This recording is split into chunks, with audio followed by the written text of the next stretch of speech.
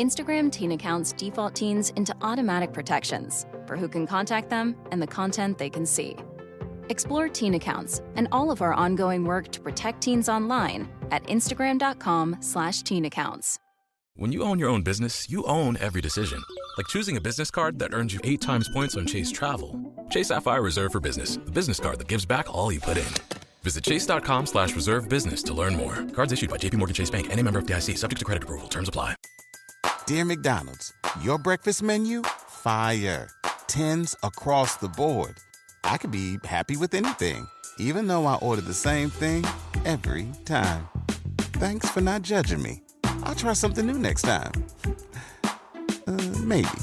Score a 2 for $5 deal on a sausage McMuffin with egg and more. Limited time only. Price and participation may vary. Cannot be combined with any other offer. Single item at regular price. Ba-da-ba-ba-ba.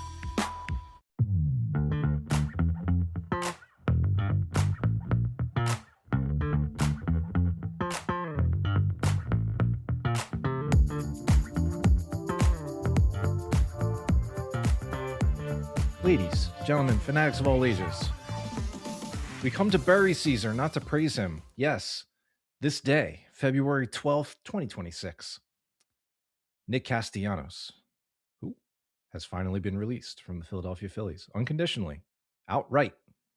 He is gone. He is off the roster. He is owed the balance of his contract, about $20 million from the Phillies. He will be free to sign with the team of his choosing for the major league minimum. And he can go wherever he pleases, which is not Philadelphia. You know, all the way back in March 2022, March 21st, even 2022, was our first full episode here on Phillies Therapy. March 22nd, 2022 was the day that Castellanos' signing with the Phillies was confirmed. And so now here we are, nearly 4 years later, and our show has outlived Nick's time with the Phillies organization. It was a strange ending to a rather momentous signing at the time. It brought the Phillies over the first luxury tax threshold for the very first time, kicked off a whole new era of spending, really kind of signaled to the rest of the National League, the rest of baseball really, that the Phillies wanted to play ball, so to speak. They were ready to open up the checkbooks, back up the Brinks truck, open the vault, sign the guys that they thought could help them put them over the hump. This was, of course, when the playoff drought was about 10, 11 years long. That has since ended, thanks in part to Castellanos, but it has not resulted in the ultimate goal, thanks in part to Castellanos. And so now here we are, in the post-Nick era, dealing with a bit of fallout, as much as we can call it that. There were some more details about the incident in Miami that led to Nick's now rather infamous benching the following day. And some more details in my co-host's story on The Athletic about what exactly went on in the clubhouse in the couple of months after that incident, really in the last couple of years of Nick's tenure here with the Phillies. This was not an overnight thing. We'll talk about it. We'll hash through it. We'll figure out what's going on and what comes next for the Phillies. And with that, let me bring in the author of that story, my co-host, Phillies beat writer for The Athletic, who's had a bit of a busy day, Matt Gelb. Hi, Matt. It's finally here. The day that we were anticipating since the start of the offseason and before, really, finally arrived here on Thursday. What do we make of all of this finally coming to a head and coming to an end? I thought for a long time, quite a few months here, about all the different ways that this would play out, that how it would end. And honestly, I really should have thought more about handwritten manifesto. I didn't see it coming. I didn't. I mean, no, but it works. We got a lot to talk about, and obviously, I do want to talk a little bit about how my story came together, because I think there's, been some interest in that. But I think start here, Paul, is that, whatever you want to say about the relationship that Castellanos had with the Phillies and how it deteriorated, there are plenty of baseball reasons for this decision. I mean, yes. They had tried to trade him in the last two off seasons. And at times I don't think they were that serious, but they didn't have a lot of interest in the last two off seasons. And then this off season, they went into this off season knowing already that if they knew that Castellanos would not be a platoon player in 2026, they really had no recourse. He was not going to play every day for them in 2026, no matter how the offseason unfolded. They were not going to go into the season with him as an everyday guy. Like, had he been more willing to take a reduced role, would he still be with the organization? Maybe, probably not. As for many of the reasons that I've illustrated in my story at The Athletic. This is messy though. And I think it's, I don't think the Phillies handled it great. I'll be pretty clear about that. I disagree with how they went about this. I mean, even I understand that they were trying to wait as long as they could to see if they get any bites. This should have been taken care of 2 weeks ago. It should have been done before everybody got down here to Florida. I don't think this was a great way of handling. He never had a locker in the clubhouse. They've already reissued his number. You'll find out soon who has it, but somebody already has his number. It just was an inelegant way of handling. Now, is this because the Phillies were trying to exact some revenge on Nick Castellanos? I don't think so. I think that some in the organization are vindictive at times. I don't think this was the case. That said, I don't feel like the Phillies felt like they owed Castellanos anything other than the $20 million that they're going to pay him in 2026. Had they released him sooner this offseason, would he have already found a new home? Maybe. Had they been willing to, I think they were willing to trade him for nothing at this point. I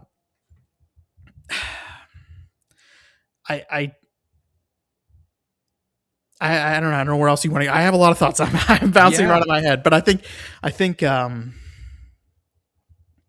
well, the one point you had about this being a baseball decision, I think, is the one that should be at the top of any list of reasons. It was, there was plenty of baseball reasons. I think that this was not just solely a baseball decision. No, I think that no. Because of the things that happened, like there's a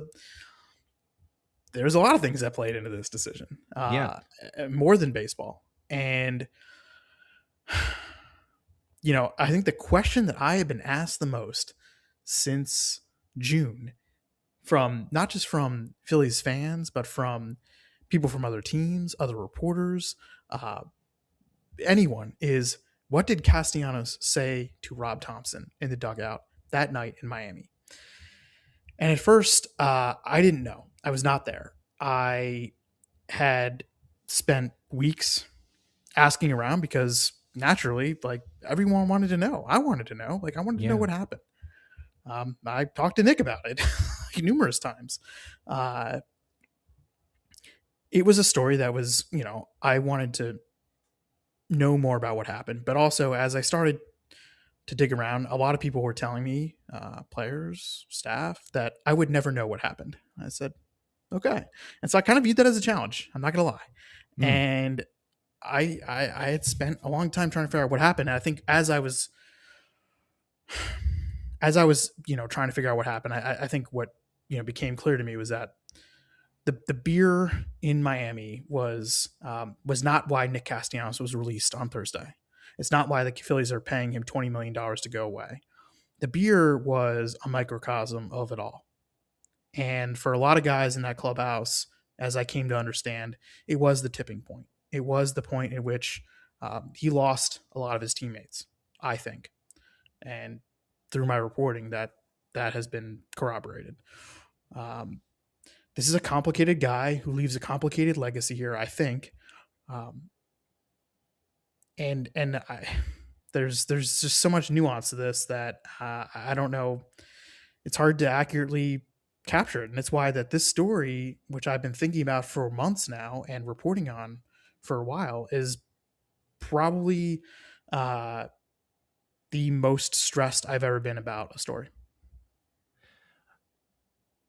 Because of because way, I wanted to get it right. It needed to be right. Yeah. And it needed not just to be right. It needed to be accurate. It needed to be fair. It needed to be all encompassing, I think, because I don't think you can tell the story of Nick Castellanos' time with the Phillies in, him being upset at Rob Thompson, or in one night in Miami, or in the few big playoff moments he had. I mean, this guy ends up spending 4 years at the Phillies, and I think it is fitting, right? He ends up with in his time with the Phillies, and exactly a 100 OPS plus, making him basically a league average hitter for the span of his 4 years with the Phillies. Now, once you layer in the defense, arguably was at or below replacement level for $100 million in 4 years. Not a good contract. I think that's pretty clear. But he had his moments, and he played. And I think what I kept coming back to is, as I talked to more and more people about this story, was the line that I have sort of in the middle, which was, which I do think I tried to best capture Nick, and I can't capture Nick because I don't think anyone can. But a lot of his teammates could not consider him a bad teammate. Yeah. They couldn't, because there were so many instances of Nick Castellanos being a good teammate. The guy worked. He was out there a lot. He wanted to play every day. He always was forthcoming with younger players. He had numerous players. Weston Wilson, Otto Kemp would live in his house for a couple weeks at a time when they needed it for call-ups. The last thing he did on the field with the Phillies was sprinting in from right field at Dodger Stadium to be with Orion Kerkering in a very just raw human moment, another man looking out for a friend. And to know that version of him with the other side of him, a guy who Phillies teammates and coaches and staff members would say was not a team player, that's a tough thing to reconcile. And I think in 2025, it just really became far more difficult for everyone to deal with, especially when he started playing less. The thing I keep coming back to as I bounce back and forth between considering all of the different ways I think about his time here and the way this is ending, and you're right, nothing can fully encapsulate Nick, nothing in a single sentence or paragraph, certainly. This guy is complex. He's one of the relatively few baseball players who's willing to just kind of be himself in a weird way. Like he does not care, the impression I get, of what he should or should not act like. He's just going to be him, for better or for worse. When things are going well, that's great. When he gives, a post-game interview where he swears on MLB Network and daps up Philly in the process, like that's great. Of course we're going to love that. We're going to eat that up. But then when things go south and he doesn't play well, then you start hearing about things like this, because he's not going to bottle it up. If the pendulum swings one way, it's going to swing back the other. And so you look at this guy's career numbers, 250 home runs. He's going to hit his 400th double wherever he ends up and plays in the major leagues, this coming season. He is an accomplished major league hitter and was coming off a tremendous season with Cincinnati when the Phillies signed him. This signing is a disappointment, but it didn't have to end this way. This felt preventable up until a certain point. Maybe the Miami game was where we finally crossed into the pale. I don't know. I don't think it's fair to ascribe the it's not. I mean, I wrote that. I mean, because as I wrote, a lot of his teammates had already come to resent his attitude before that moment, believing that he was not putting the team first at times or enough times. And I think that led to some real frostiness, and that really boiled over.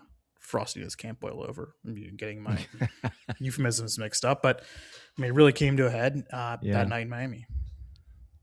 And I want to make clear, this story is not, my opinion. This story is a reflection of how his teammates, his coaches, team officials felt. I actually lost count. I wrote in the story, that more than a dozen sources were part of the story. I tried to go back actually this afternoon because I wanted to get a better count, and I can count 17 different people who I talked to for this story. And I thought it was really important because my bar was really high for this story, because I knew that that everything had to be airtight. And that's not to say that I'm always doing that. I'm saying that in this situation, I think I put a higher standard on, which was if something appeared in the story, I, in my mind, needed at least 3 different people to have told me it.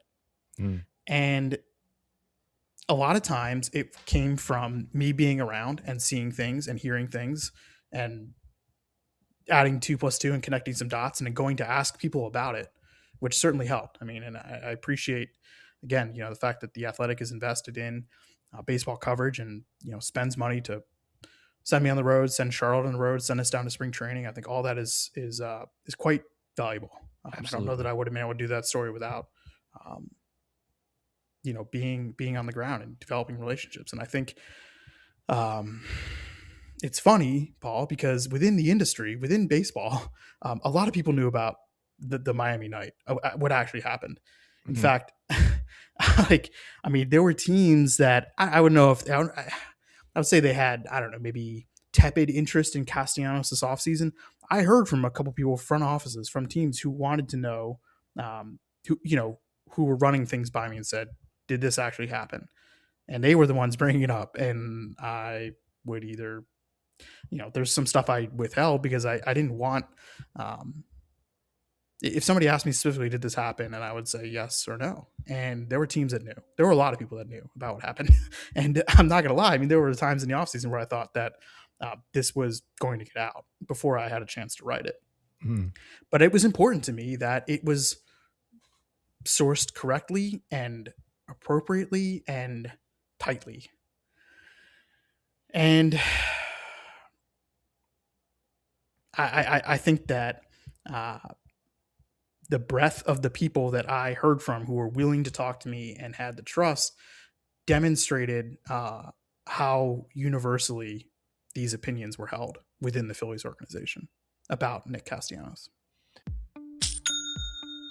Nobody does selling better than Shopify. Shopify is the home of the #1 checkout on the planet. And the not-so-secret secret, with Shop Pay that boosts conversions up to 50%, meaning way less carts go abandoned and way more sales going through. So if you're into growing your business, your commerce platform better be ready to sell wherever your customers are scrolling or strolling. On the web, in your store, in their feed, and everywhere in between.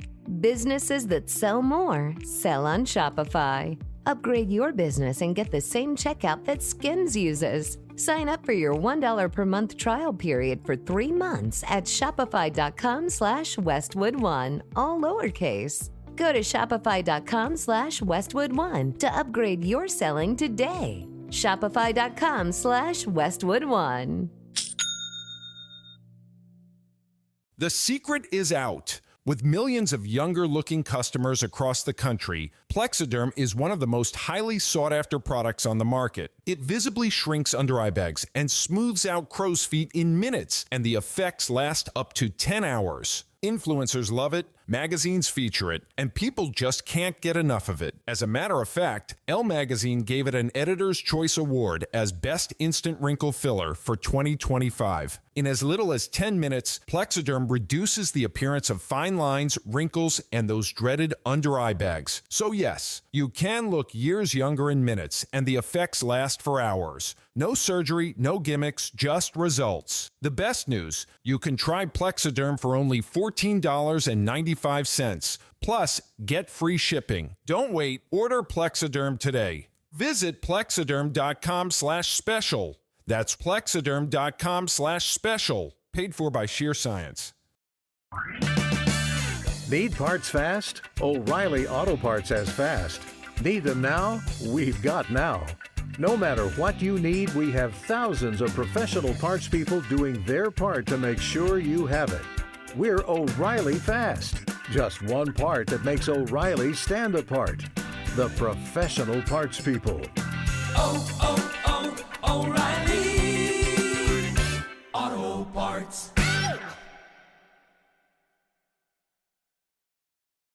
I think one thing everybody needs to remember, because the look of media, the look of a beat report's place within this new media ecosystem that we have, part of the broader picture, can sometimes get a little bit muddy. People can sometimes forget exactly, you know, how different it is to report like this, to put a story together like this, rather than simply, I mean, there are some people who do this well and actually put research into their opinions, but rather than just an opinion piece where some things are learned secondhand, a little bit of hearsay sprinkled into editorialized paragraphs about how this could have been done differently or why this is disapproving or anything like that. There is nothing in that story that you wrote and was posted today that contains that.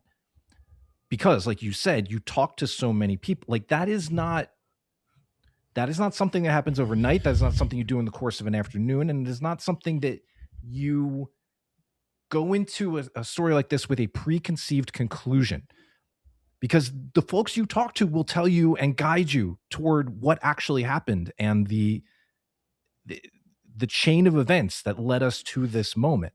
The tough thing about Nick and writing about Nick and his time here and who he is one, he has that personality. He stands out in that way where he's, not afraid to be a little bit weird. But also because we have this baseball player element of him not performing well and refusing to accept that. And the Phillies afforded him plenty of leniency. I do agree with the one point in the article that says the Phillies gave him a lot of rope, because they did. They let him play. Well, that was one of the things. I mean, that was one thing I heard from a lot of players, was that they were not pleased with how the Phillies handled it back in June. I mean, there was a lot of pushback from the clubhouse, I think, in the aftermath. And I wrote this in the story that they thought that Rob Thompson and Dave Dombrowski were letting Castellanos call his shots after what happened. And there were some people who thought that there should have been more discipline or just a greater scrutiny or just they should have been cutting into his playing time immediately. He started after that one game that he sat. He started 30 games in a row after that. Mm-hmm. I think the question then in my mind turns to, knowing that Nick was who he was and was set in his ways about not wanting to turn into a part-time player, not wanting to look at a part-time role on this team, on this club in 2026, kind of forcing the Phillies' hand eventually into cutting ties with him, because I think at a certain point they realized they didn't want him back if that's the way he was going to approach this. How does that play into what's left of the clubhouse? Is there a sense of relief? Yes. Do you think there's a sense of relief now that this is over, that he is gone? Yes. And that's the disappointing part to me, because that's another one of those things that didn't have to be this way. Of course not. I mean, it sucks. It sucks that it sucks that it ended up this way. Okay. I think everyone would agree on that. It sucks that it ended up this way, because I'll say this. There's still a lot of things I want to say, but I want to say this. Yeah. I enjoyed my interactions with Nick Castellanos. Sure. I really did. And I know that nobody's going to believe me when I say that, but what I liked about Nick was that he challenged me. And I'm at a point in my career where I've heard all the cliches. I've heard all the every possible answer to a baseball question that there is.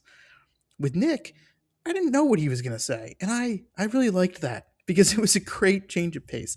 And yes, he made you work for it. But you know what? He made you more prepared for those interactions. He made you think about it. And if you were prepared and if you did bring him something, he would often lend a thoughtful answer.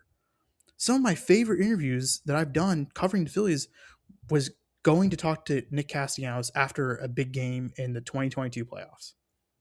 And there were many times where I would go to him because he would be my go-to, because he had just such this great, just perspective, because he did not have a great season that year, if you recall, regular season. Sure. But he had some big plays in 2022 playoffs. Yes, he did. And it was just like this renewal. And I felt like in a way he was sort of representing this whole thing, right? Where it was like this renewal of everything, because it had been so long since Philadelphia had experienced postseason baseball, and all of a sudden the clouds lifted, and Castellanos was like the embodiment of that, and he caught the last out to win the pennant. It was perfect, right? And I really enjoyed my interactions with Nick until the end.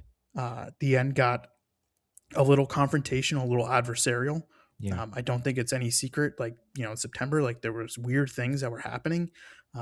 He gave some odd answers to what I believe to be completely fair questions. I think that by then, inside the clubhouse, he did not have a lot of people in his corner. Very, very few. And it sucks. It sucks that it ended up this way. Because I think there is a world where like, and I know, and like there are a lot of people who are upset right now, a lot of fans who really liked Nick Castellanos and liked his personality and wanted him to do well and wanted him to be a part of this. And it sucks that it didn't go that way. It doesn't really serve a huge benefit to think this way, but I wonder what could have gone differently. What could have been handled better as 2025 progressed and wound down? Like, was there any way to salvage this, or was it always going to hinge on Nick being, a subpar performer that season and being rigid and inflexible when the Phillies did try to, adjust his playing time, maybe in the middle of the season, and letting that coast? Did it just create this perfect storm of something that was just never going to fully heal up? You mentioned the other folks in the clubhouse, some other folks in the clubhouse who bristled at the idea of the way this was handled.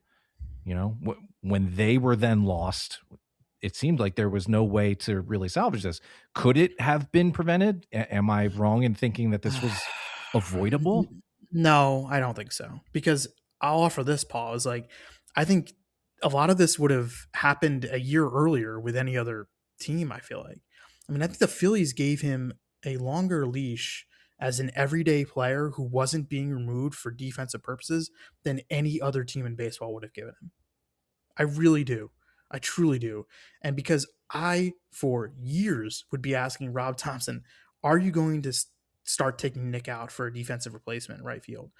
And he would kind of hem and haw, and they wouldn't do it. And it made like so much sense to start doing it sooner than they did. And they didn't really start platooning him until, July, really. I mean, it was when they went on that trip to Texas. And Nick's knee was a little banged up, and they used that sort of as the cover to say, hey, we're going to start playing him a little less. I don't think it was avoidable because I don't think Nick Castellanos was ever accepting of the idea of a lesser role. And I think that he believed other players on the team were being afforded more luxuries than he was, and that he was not being treated fairly. And I understand that it stemmed from a lot from the beginning, where when he got to Philadelphia, I think they were often telling him, remember the start was bad. He's booed, it's a little contentious. I mean, remember that. Remember the first few months of his career with the Phillies, and the Phillies wanted him to stop swinging at everything. And they, he's coming off a career year. He just signed a $100 million contract, and he felt like that he'd come to a new team and everyone was telling him what he was doing wrong. And I think it did alienate him a little bit. And I do think that his relationship with Rob Thompson and Kevin Long specifically was very bad. In fact, toxic. And I think there were other coaches on the staff that felt his wrath as well. I don't know. I wish there was more I could say. I mean, there's so much, Paul, in the process of reporting this story that I heard. And there's a lot of stuff I left out. And I left it out only because I didn't feel like I had gotten it corroborated from enough people. And I wasn't comfortable without that. And that was tough because there's a lot of stuff that did not make this story. Because I can tell you right now, my story is just the tip of it. It has that feeling. It does. I don't know if I don't know if we ever need to learn the rest. I'll put it that way. There's curiosity. Probably not. Yeah. Probably not. I'm curious. Don't get me wrong, of course, but I don't know if there's really a point to learning more than what we got in this story. Maybe there will come a time when it is. I don't know if we have that right now. I don't know. I would like to not think about this for a long time now. I bet. Yeah. No, but there's one, you mentioned the tension between Nick, Rob Thompson, and Kevin Long, which I think is one part of your story that really stood out to me. Those are two incredibly prominent coaches, obviously your field manager and your main hitting coach. And Nick is, aside from one or two Max Kepler comments, really one of the only people to publicly be like, yeah, I'm kind of going at it with Topper now. The Kevin Long part was a little bit new to me. I don't really know what might have happened there. How did it play in his relationship, Nick's relationship with the coaches, into them trying to patch this up through the rest of 2025 rather than releasing him earlier? Because it sure seemed like they had some justification, both behaviorally and performance-wise, to pull this plug well before the week everybody reports for spring training 2026. That's a good one. Dave Dombrowski said today they never considered releasing him during the 2025 season. I don't know that that's entirely accurate. I do know that they had real conversations in September about him not being on the postseason roster. Mm-hmm. That was a thing. I think ultimately they got to a point where they could not release Castellanos in the summer because they were worried about being too short in the outfield. Wow. And they felt like if they could convince him to be a platoon player, that it would help them. I don't know that they were necessarily wrong about that. I think that they overestimated maybe their ability to get him to buy into it because he never did. And there was a lot of work put into it. There was a lot of work and they tried. I don't think it was for lack of effort. And I think there were moments where it was working. After they acquired Bader, they were running, I had written a story around the deadline about, I don't remember my exact wording, but I kind of floated the idea of Castellanos playing less and Castellanos being a platoon player. I don't know if you remember that. Do you remember that? I do. Yeah. Because that was something that they wanted to do. And it took them some time to do it. But once they sort of started to, slow play it and all of a sudden you looked up and say, wow, he's only started 5 of the last 11 games. And I'm like, oh, is he a platoon player now? And yeah, it kind of happened. Yep. He was okay with it for a little bit. And then obviously everything backfired in the playoffs because they had to play him. When Bader got hurt, and that was that. I don't think it's why they lost the series. Certainly not. Nick had a couple big hits in that series, but it didn't help because it wasn't their most optimal outfield. So should they have released him in the season? I don't know. I'll say this: I think that they were confident that within the clubhouse that Nick would not be a problem because most guys in there saw him for what he was, and the leadership within the clubhouse had made sure that it would not be a pronounced issue because Paul, a lot of other teams, this kind of situation or this kind of behavior or this kind of feeling, this would have been a big problem.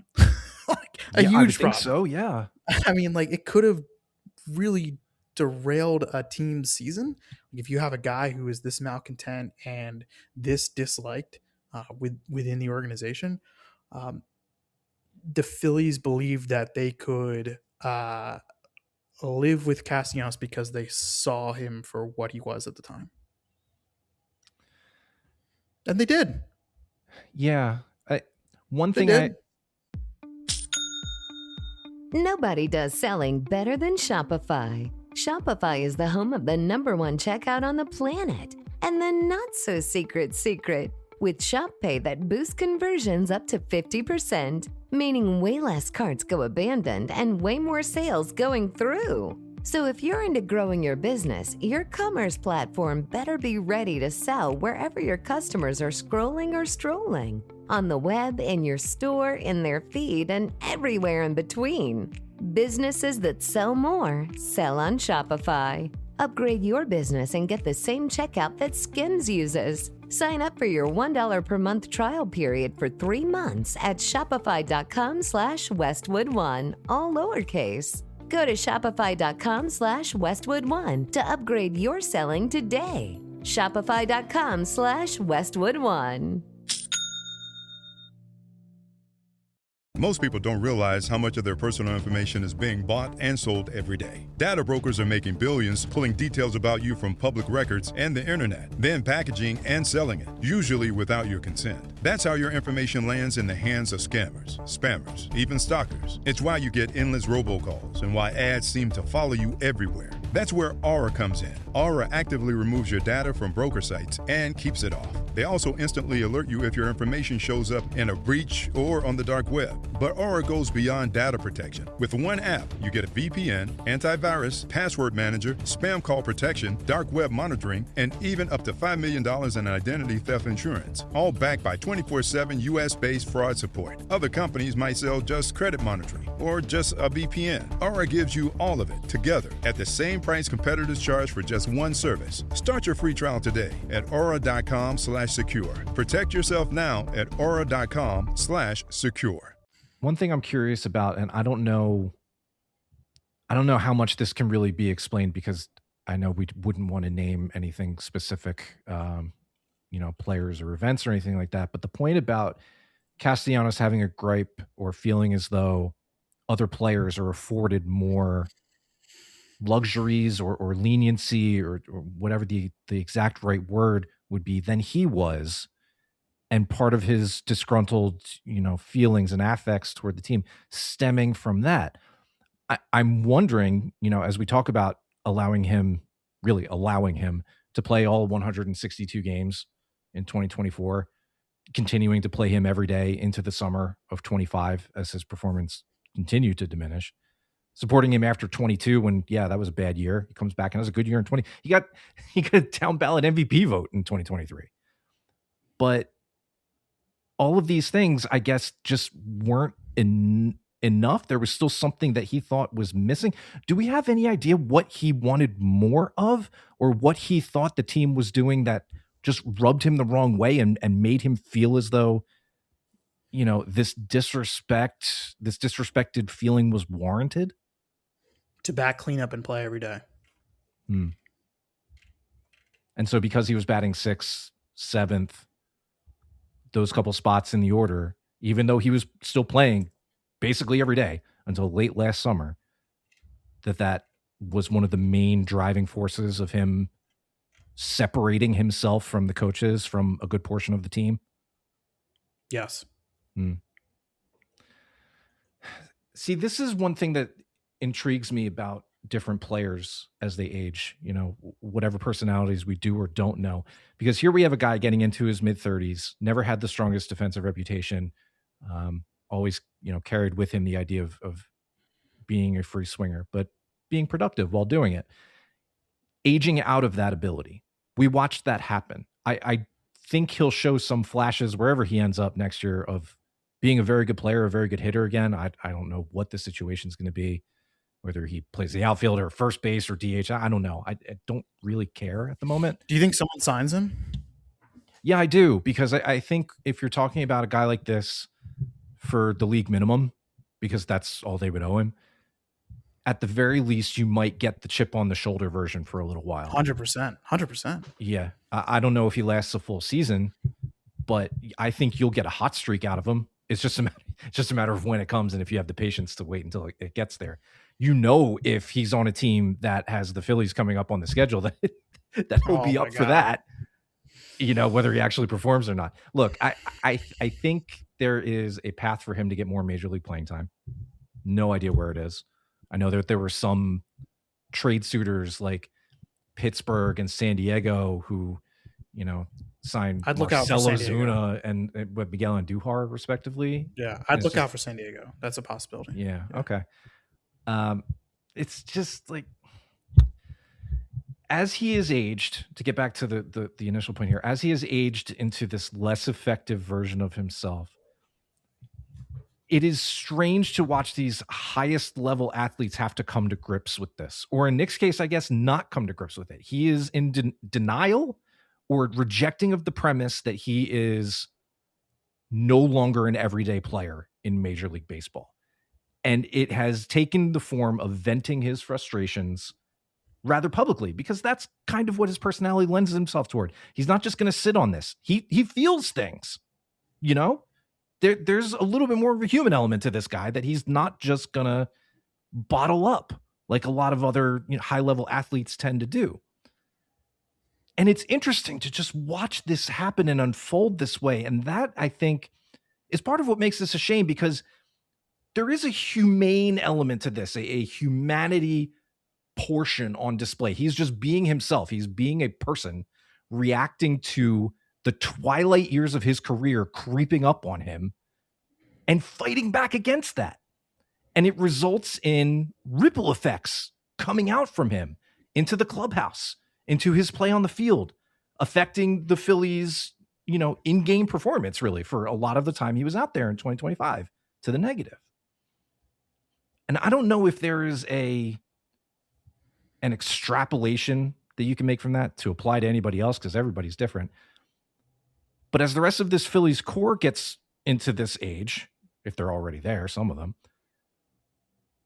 they got to learn. They got to take lessons from this and deal with it differently. If they start to feel as though their time as the guy, because there are a bunch of these guys on this roster right now, as their time as the guy slips away, there's got to be a better way to handle it. I feel like Nick is an extreme case because of what we know about his personality and the way, I think a lot of this is extreme. Yeah. I don't know if you can extrapolate to everybody else, but yes, you're right. Yeah. I mean, this is going to be a thing as this team gets older, for sure. Yeah. You might see it, when Aiden Miller at some point, if he's knocking on the door middle of the season, and they have to move some pieces around, how are they going to handle that? How are some of these guys going to handle that, if that is the case? I guess before we start looking forward, there's one more thing. More thing I want to. Yes, I was going to ask if there was. I want to address one more thing. Yes, and that is, it was suggested that I had not reached out to Nick Castellanos' camp, or had not given them enough time, and I want to make clear what happened. Okay, this is a little inside baseball, but Castellanos caught wind that I was working on a story. I believe he figured it out Wednesday. And I got a text message from his agent this morning, asking me, Gene Mato, his agent, asking me if I was working on a story, and if I was going to give Nick a chance to respond before it was published.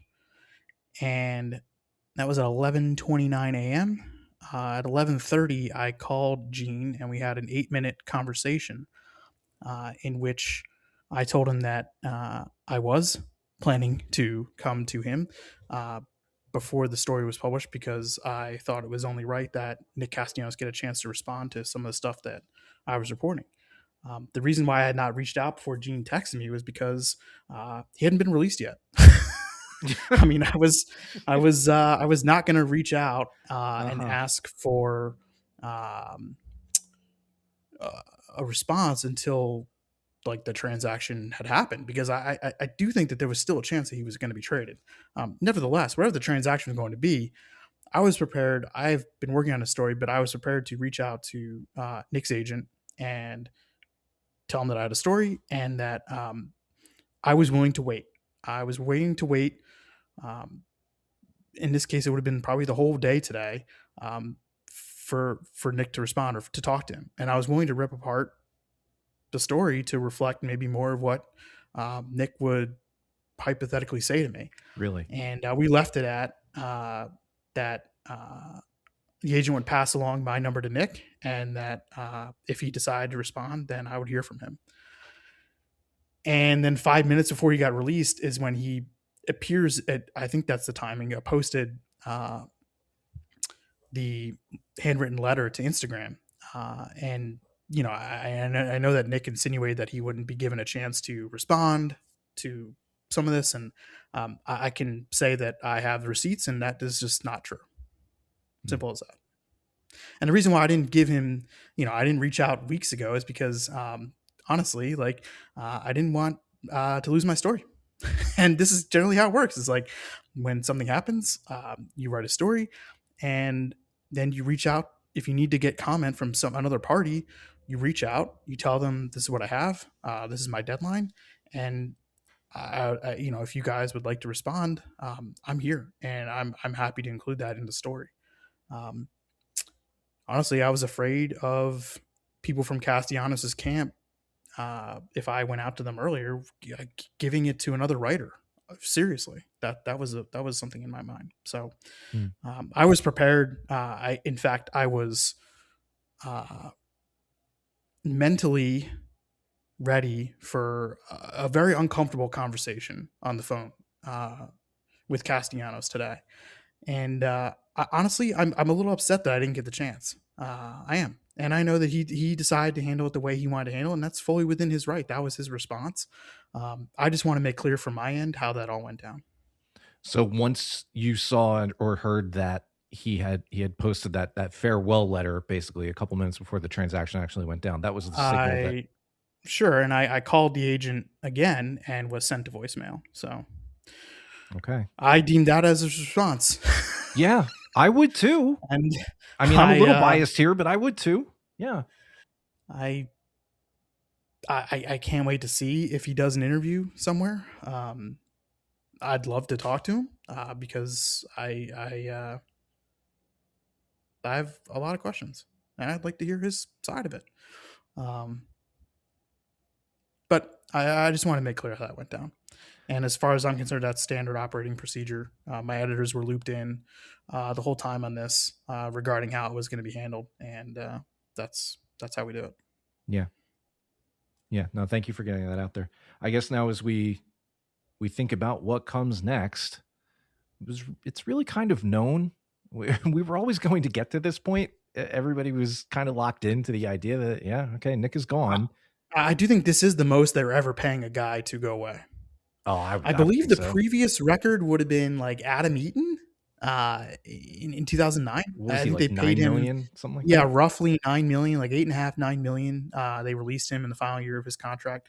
I think that was the previous pie for the Phillies. So yes, they're going to pay Nick more money than they've ever paid anyone to go away. I guess if you think of it, he was hurt, but Cliff Lee did not pitch after 2014 when he was still owed. Yeah, they never released him though, right? Yeah, no, they didn't, because he just spent the year on the disabled list as it was known then. Yeah. That was $25 million for 2015, and then a buyout. Sure, I mean, yeah, they've had other dead money, but I'm saying like to release a guy, actually cut the guy. This is the most that they've ever paid. Yeah, I think so. And so now that's $20 million. They will pay Nick minus whatever, league minimum he might get from some other team. And that's that. It's over. That era has passed. His signing was a big deal at the time, and his release has turned into also something of a big deal. But it's something that everybody gets to move on from now. We as fans on the outside finally, fully come to grips with it. It's done. It's over. Didn't work.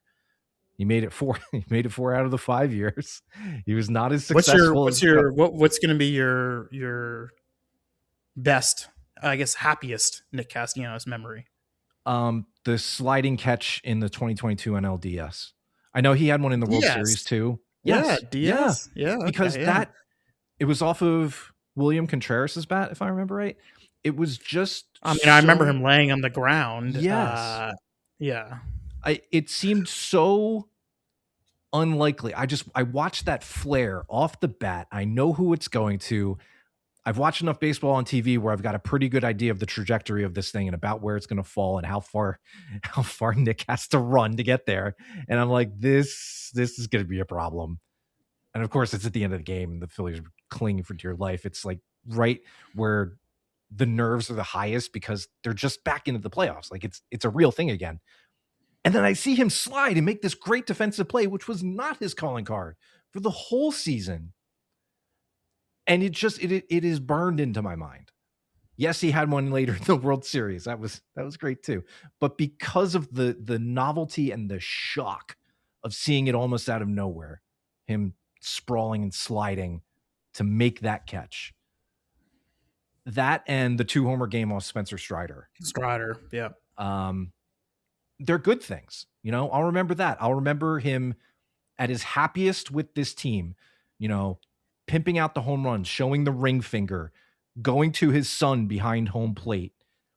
I'll choose to remember that. This will always be part of his saga and his story, this kind of sour, unhappy ending. But amidst all of that, there were some legitimately really fun things that he did. They kind of got buried under a lot of other stuff. And he wasn't great for most of his time here. That's the simple, unfortunate reality of it. But I will take away the more fun things that he brought. Maybe just as a way to not speak ill of the dead here, because I'm a little bit tired of this and I'm ready to move on. But also because those were legitimately fun things, and I don't want them to get fully buried under what came after. Yeah, well said. Do you have anything else left to add about all of this? His time here, your time covering him. It's interesting that we're like almost eulogizing his career in this way, and we haven't done this with a single player before on this show. But it almost feels that kind of significant. Like, what do you have anything else that you want to get out there about him and your time together? No. I've said. Yeah. I think I've said what I need to say. Yeah. You're as ready to move on as the rest of us. And Lord knows I can respect that. So here we are. That's it. That's all. Thursday, February 12th, 2026. Nick Castellanos was released. Things were a little bumpy, as they were expected to be, on his way out. And now the Phillies and Nick will move on in their separate ways, and he'll find a new team to latch onto, and the Phillies will find a use for his empty 40-man spot. His $20 million comes off the books after this year, and we'll see what they do with it after that. That's it. That's all. Choose to remember what you'll choose to remember. That's right. And yeah, that's all anybody can do. So I think that's that. That's an interesting way to start camp. The timing of this move. We didn't talk a single thing about spring training. No. But I gotta tell you, the first 2 workouts have been pretty, uneventful. There'll be some live BPs on Friday. We've had very little action. I mean, we had nobody even threw off a mound Thursday. The workout, it was a very brief workout. So the full squad's kind of filtering in. And start to ramp up a little bit. All right. Longer workouts, a little more action, but so far pretty quiet. Good. I feel like that's a nice contrast to everything else that went down today. We'll see how the rest of it goes. And now, yes, looking forward to looking ahead, and we'll do that. So there you go. That's the end of it. We'll catch back with all of you again early next week. Check back in as camp ramps up a little bit more seriously ahead of games that are going to start next weekend, which is so fast in a good way. I'm glad this is happening so quickly. It'll be nice to see everybody take the field again. And we'll have more to talk about the guys who are still here with the team. We'll take it from there. Thank you, everybody, for listening. Thank you for joining us here on Phillies Therapy, part of the Believe Podcast Network. For Matt, I am Paul, and we will talk to you all again soon.